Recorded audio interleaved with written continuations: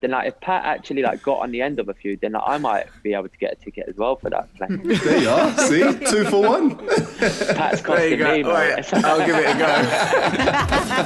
This is the official Leeds United podcast. Come on, man. 10 men at Man City. You know, Pat had a nice little break as well, and we still managed to batter him. Not my choice. Let me just add. Well rested. Sorry, Pat. You're looking younger though, Pat, mate. Yeah, but then like you say, it's not my choice. But then I see you staring at the bench. Then like when Pascal was getting ready to come on there, then I see you staring at the bench for long enough. No, do you know what actually happened? I've just told Coops had just been sent off, and he's obviously arguing a bit with the ref. And then when he decided to walk off, I was like, Coops, take your time, just walk off slow, give us a chance to get ready for this set piece. He was like, yeah, cool. So then I've got back in position and Bill's gone, Pat. I was like, what, it's you? I was like, what? It's you. Looked over at the ball and I couldn't quite see because of the sun. And I was like, surely that... I thought he said 8, but obviously we haven't got a number 8. So I was like, 9. I was like, no way. And then the manager shouted, yes, Pat, you. And that just made my head go. Head just gone. But then, but then like, to be fair to Pat, then like every single player thought, Tyler, get ready to get off, mate, because it's you. Like, everyone was like, Tyler, it's you. And but then like Tyler was like, yeah. Then I'll go off. Then I don't fancy chasing around Man City for 50 minutes or 10 minutes. And then, Do you prefer defending or bombing forward? Just of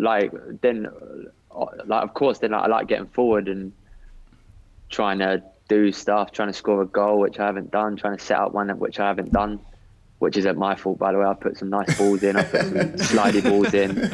I'm still waiting for one. To who? You have a laugh, mate. To be fair, you gave me a good one last game. Keeper made a good save. Yeah, you're having a laugh. So yeah, then I like that side of it, but then like honestly, then like Pat will tell you, then like the last thing I say, then like in the dressing room is clean sheet. Like then like I know that then like if we get a clean sheet, then like we've got a great chance in the game because we always make chances. Then like, we're always gonna have chances to score. So then like, if we get a clean sheet, then like, it's the most important thing. So that side of it, then like is what I get paid for. Then I get paid to be a right back and try and stop them from scoring. So yeah, bits and bobs, just whatever the game is, I'll then I try and do different things. Listening on together. Listening to that, surely you can see on a personal, on a very individual level, how hard you have worked and how hard you continue to work for this team.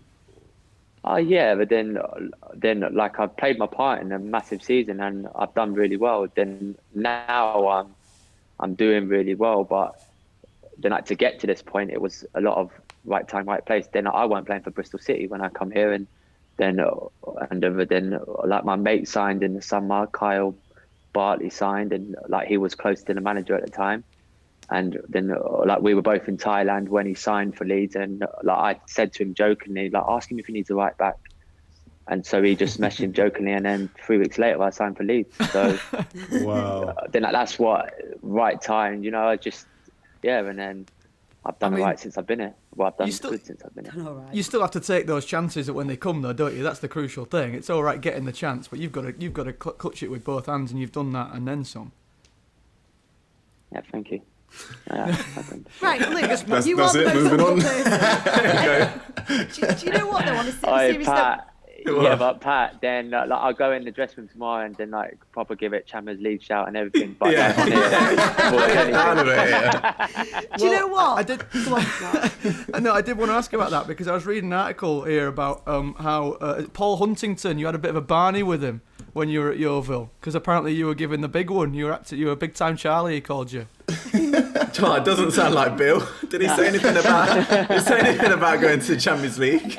No, then but I shout off about Champions League and playing for Arsenal quite a bit, but that weren't actually my fault. Then like I just got dropped from the team. Then I just got dropped from the team, so I was a bit angry at this because I just went to Yeovil. Then I was playing centre mid. Then I weren't very good in centre mid, so he dropped me, and.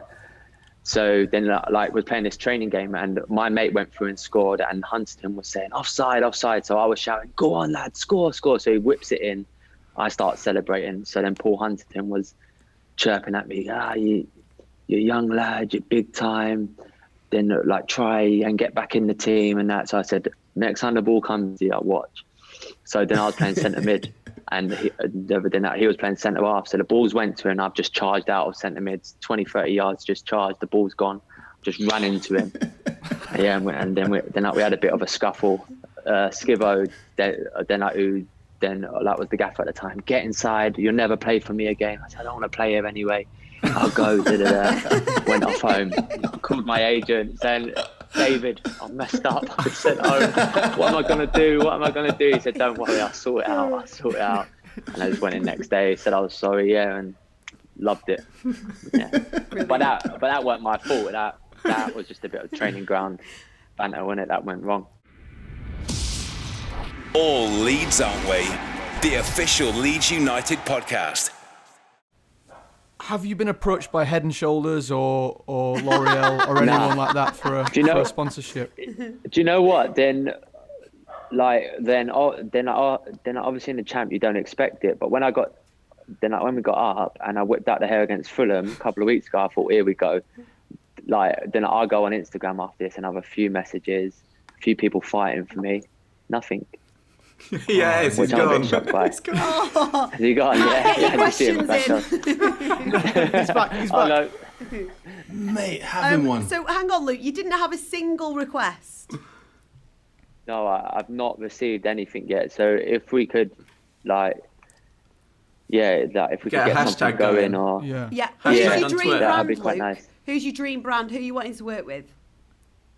Hair-wise, I don't even know what we got upstairs at the minute. Vidal because the missus Sassoon? just buys whatever she has.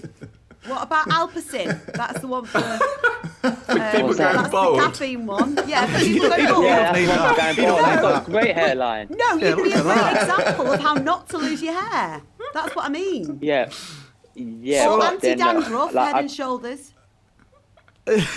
What are you trying to say? Are you suggesting We've gone for bold dandruff? Pat's up there with one of the worst dressed at the club, without a doubt. But I got to give Pat credit. That isn't for him trying to dress nice and it's bad. He just comes in with tracksuits that were supposed to be black but now blue. You know what I mean? I'm glad I got earphones in. Michaela hears that. She'll be flipping. She'll be those overworn ones, yeah? Exactly, yeah. So that's what he doesn't try, so that's why he's.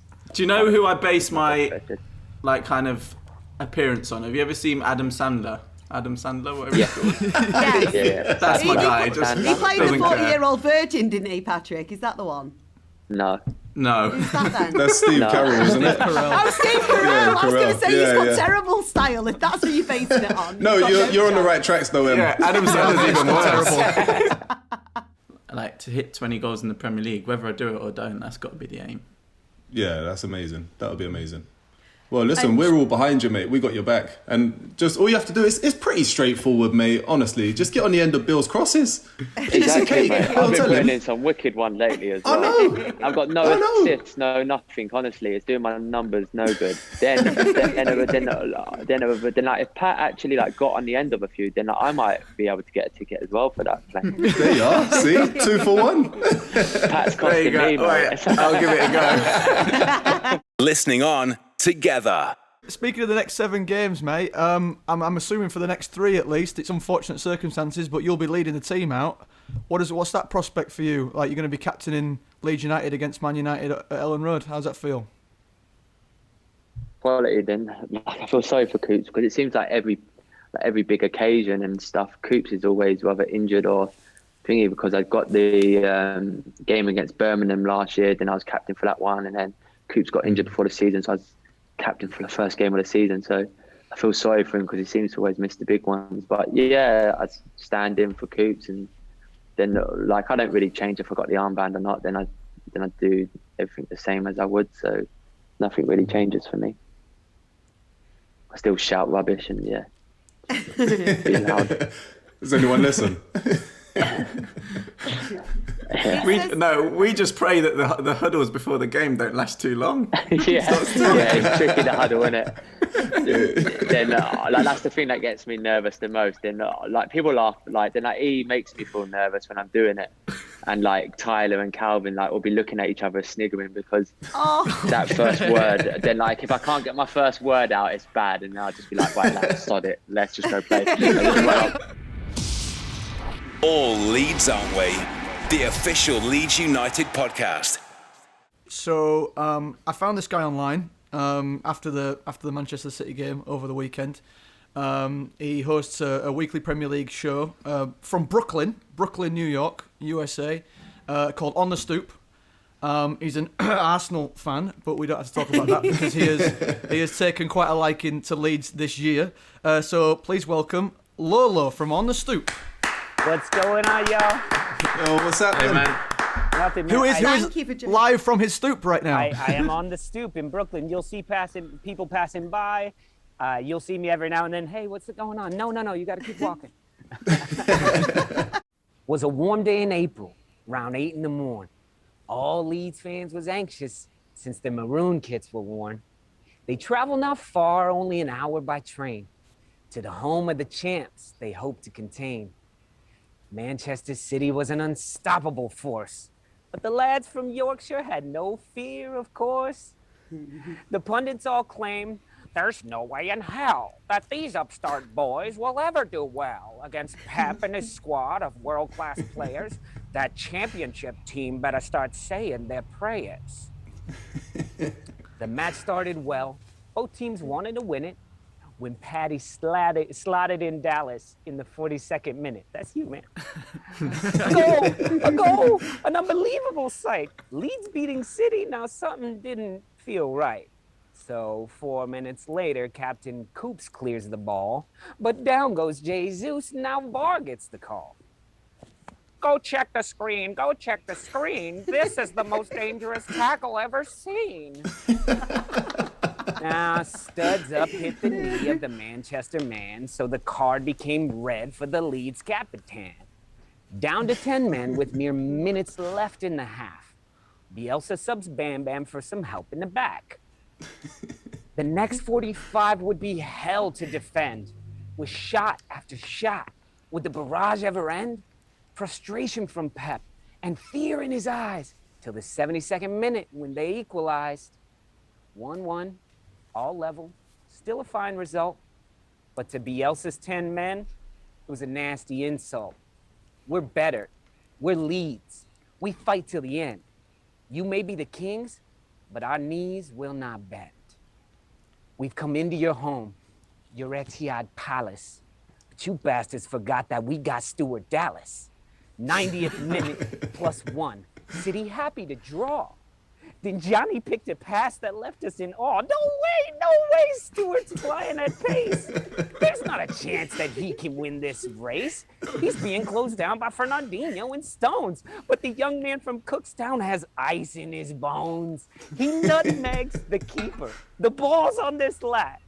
10 men against the champs, gotta say, not too bad. The whistle was blown, the 3 points were taken, and every Leeds fan was screaming and shaking. Bielsa was humble, gave all credit to the guys, even though his budget is 2% of Pep size. It was Paddy and Rye, Helder and Ty. Coops tweeting from the lockers, one hell of a guy. It was Johnny, Pascal, Diego, and Luke. Mellier's been brilliant, for sure not a fluke. With Shax and Cork flying in for relief. And of course, Calvin Phillips, the commander-in-chief. The man of the match was Dallas for sure. And the pride was for Leeds, from here to Yorkshire. So if you claim the badge and you only bleed white, march on together from the stoop. Good night. Cheers! This is the official Leeds United podcast.